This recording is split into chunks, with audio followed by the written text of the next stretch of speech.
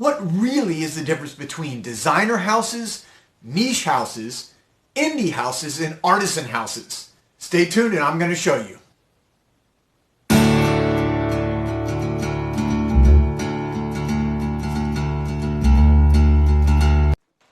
Welcome back, everybody. This is JoelTheNose, and today I wanted to quickly dive into the different types of fragrances out there. I know for a lot of people, including myself, when I first really started getting into fragrances, I really had no idea, and I started hearing about all these different things: niche, indie, artisan, designer.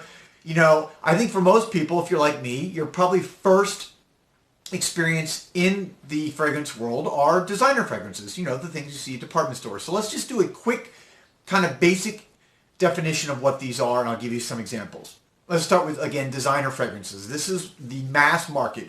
Designer fragrances are generally the ones that are created by perfumers who are hired on commission from different perfume companies like Givaudan or Firmenich or different companies and like that.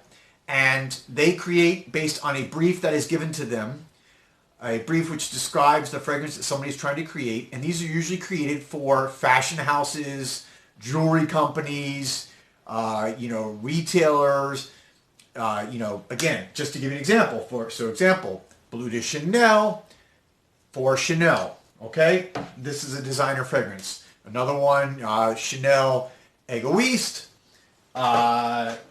Say, for example, Polo Blue or Dolce & Gabbana. These are all designer fragrances, and they are the main reason why they're considered designer. Again, obviously they're, as I mentioned, designer houses, but they're also mass marketed.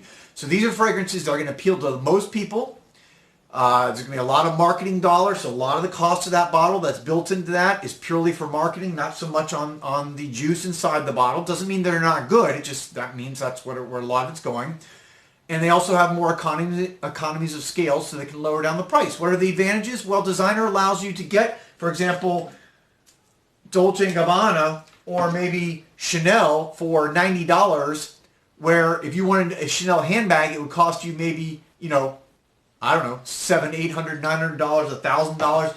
So it allows people to get into a kind of high luxury world where they normally wouldn't get it. So that's, I think, one of the benefits of designer fragrances. It's a democratization of luxury goods. Okay? Let's go to the next step. That would be what I consider your traditional niche fragrance. Niche fragrances, the main definition, if you look at it very simply, of a niche fragrance is basically anything that's not designer, meaning how it's marketed and distributed. So these are typically would not be distributed through the typical marketing and advertising channels, department stores, traditional advertising. So there's no big budget. It's usually word of mouth, and they're distributed in maybe local perfume stores or boutiques. So the idea behind it is they're not having to follow the trends of the mass market, and they can be more creative. They can put theoretically higher quality materials in.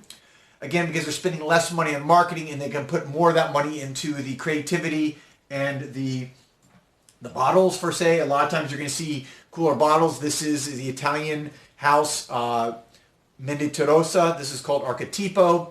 This would be a classic niche fragrance. For example, here's one. This is a Tat Libre d'Orange. This is a French niche house. Again, you're going to only find these fragrances in, for example, a store like Osme here in Miami, which is a niche fragrance boutique. That would be niche. So again, that's going to be something that is where it's marketed or it's distributed either through their own websites, through word of mouth, through boutique stores. Now, that's the main categories. Now you've got kind of crossover. I'll give you an example. I would call this quasi-niche. Quasi-niche would be something like Parfums de Marly. Started out mostly as a niche fragrance, distributed by themselves and through boutiques. They are now in stores, for example, like Nordstrom's or, they're in Nordstrom's here in Miami at big malls like the Aventura Mall or the Dadeland Mall. And you're going to walk in now and you see in those higher end department stores like Bloomingdale's, you're going to see actual little sections with what were formerly niche fragrance. Same with Creed. Creed is at Bloomingdale's. You're going to see, for example, Georgioff now, the Italian niche house, which is mostly a niche house, is also now being distributed more widely in some of those stores. So they're not mass marketed per se like a Chanel or a Polo, where you're going to see advertising on TV, you know, and the typical magazine ads that you're going to see for the designer fragrances, but you are going to see them marketed now, not only in boutique stores and through their websites, but you're going to see them in higher end places. Okay? I forgot to go back to the niche world. Ormond Jane, this would be a classic niche fragrance, which is still distributed through their own marketing and through boutique stores like Osme. Okay, so there you have designer. Okay, you have niche fragrances. You have quasi-niche, which is now going through, and to give you another example again, Creed, Parfums de Marly. You have Acqua di Parma is now in department stores outside of the boutiques. You have Joe Malone. Those would be quasi-niche. Next, I go to what I would call, these are indie fragrances. Indie fragrances to me are going to be a subset of niche fragrances. So again, they are not mass marketed. They're not distributed widely. They are going to be in boutique stores or through their own websites and marketing. I would consider, for example, Arquiste. This is a bottle of L. I would consider Arquiste. It's an American niche house. I would consider it kind of indie because they're smaller and independently owned. Typically, niche fragrances are going to be independently owned. They're going to be smaller. They're going to be, again, more creative typically than even a niche fragrance is going to be. Another example for those of you who know imaginary authors, I would consider them an indie house. I would actually even, I would consider them indie house. And for example, another one, Strangelove NYC. This is the sustainably based, sustainable oud, organic oud based fragrance out of New York. I would consider them indie, independent owned, subset of niche. Okay? Finally, you have what I would consider artisan houses. I don't really know that many, personally, but those would be people that you're going to see that literally it's going to be just super small. It would be a subset of indie because it's going to be distributed solely through a person who makes and bottles and does pretty much everything on their own. They're not going to be outsourcing, because even indie houses are going to be outsourcing, say, the production, the bottling to third parties.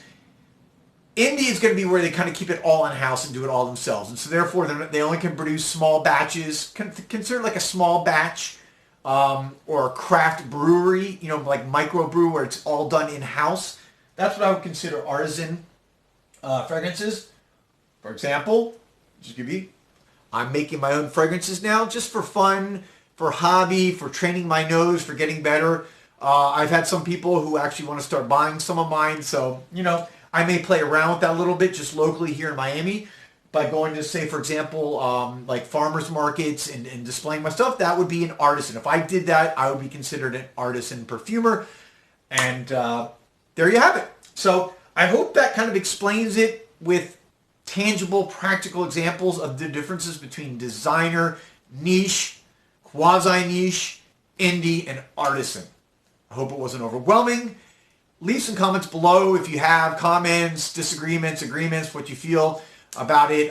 If you like the video, you can subscribe. You can ring the bell for notifications. And, of course, you can like the video. Appreciate your time. Hope everyone's having a great one, and I will talk to you guys soon.